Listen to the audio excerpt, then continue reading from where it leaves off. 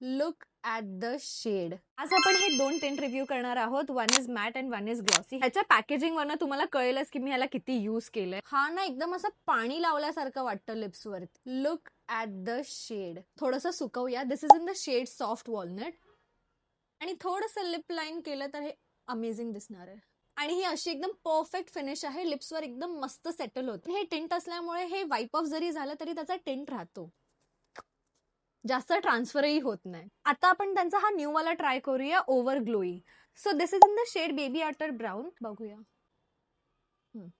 Glowy आहे हा shade. मला काही कळालं नाही, मी पण फर्स्ट टाइमच यूज करते. असा हा शेड आहे. ओ सी लुक, हळूहळू होतं बिल्डअप होतोय. आय थिंक हा कम्प्लिटली बिल्डअप झालेला आहे. सो असा हा ग्लो दिसतोय. मला मॅटवाला जास्त आवडला, बट आपण याला वाईप ऑफ करून बघूया हा टिंट किती सोडतोय. एकदमच असा हलका टिंट आहे. याला मी जास्त पुसलं तर हा पूर्ण निघून जाईल असं वाटतंय. हा फायनल टिंट आहे after wiping off the gloss. So yeah let me know तुम्हाला कोणता आवडला. मी दोघांचे लिंक टॅग करेल, सो कॉमेंट करायला विसरू नका.